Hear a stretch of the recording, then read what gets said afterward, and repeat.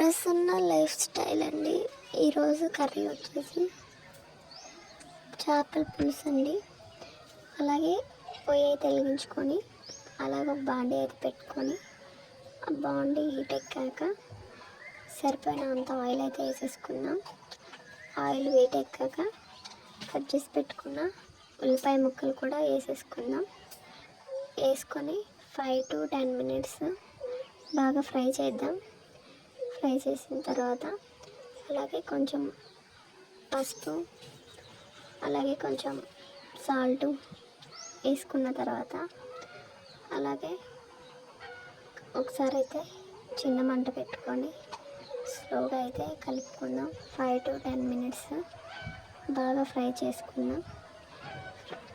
అవి వేసుకుంటే తొందరగా ఉల్లిపాయలు అనేది బాగా మగ్గుతాయండి. అందుకే ఫస్ట్ అవి అయితే వేసేసుకున్నాం. అలాగే అవి మగ్గినాయి కదా, అలాగే ఒక 6 పచ్చిమిర్చి అయితే నడి మధ్యలో అంటే కట్ చేసుకొని వేసేసుకుందాం. అలాగే 2 లేదా 3 రెబ్బలు అయితే కరివేపాకు కూడా వేసేసుకుందాం. అలాగే ఒక 5 to 10 minutes అయితే బాగా ఫ్రై చేసుకుందాం. ఫ్రై అయిన తర్వాత అలాగే అల్లం పేస్ట్ కూడా వేసేసుకున్నాం. 1 స్పూన్ వేసుకున్న తర్వాత చిన్న మంట మీద పచ్చివాసన పోయేదాకా 5 to 10 minutes లేదా 20 minutes బాగా అయితే కలుపుకుంటూ స్లోగా చిన్న మంట మీద ఫ్రై చేసుకుందాం. ఫస్ట్ అయితే క్లీన్ చేసుకున్న చేప ముక్కలు ఉంటాయి కదా, అవి అయితే వేసేసుకుందామండి. వేసుకున్న తర్వాత ఒకసారి అయితే ఇప్పుడే మొత్తం కలుపుకుంటే ముక్క అనేది చెదిరిపోదు కదా, అందుకని ఇప్పుడైతే వేసేసుకున్న తర్వాత ఒకసారి స్లోగా అలా తిప్పుకుందామండి. అలాగే నిమ్మకాయ సైజ్ అంతా చింతపండు అయితే తీసేసుకొని ఒక 10 minutes లేదా 20 minutes ముందు నానబెట్టుకోండి.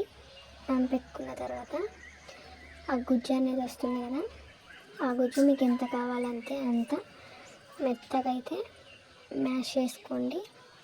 మ్యాష్ చేసేసుకొని ఆ గుజ్జు మాత్రం దాంట్లో పోసేయండి.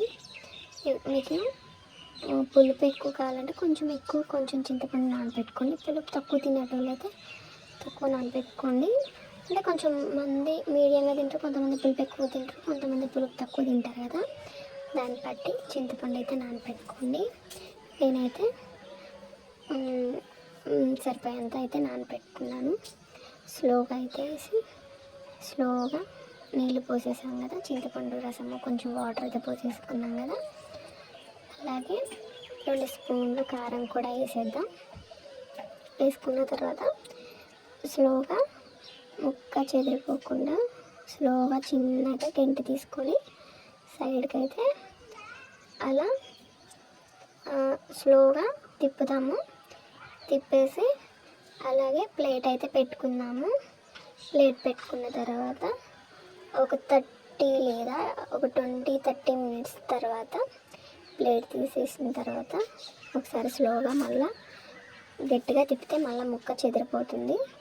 స్లోగా అలా అయితే తిప్పేసుకుందాము.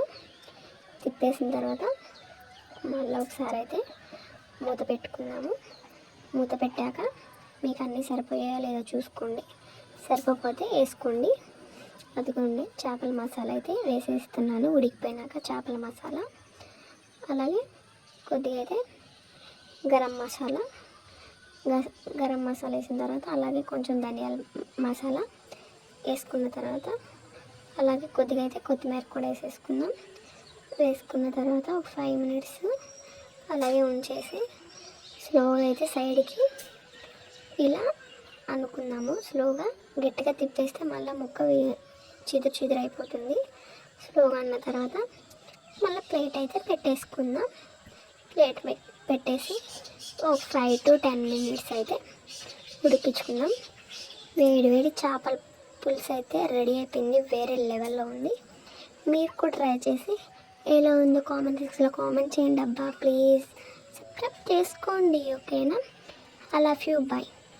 ఇంకొక వీడియోతో మళ్ళీ కలుస్తాను. బాయ్ అండి.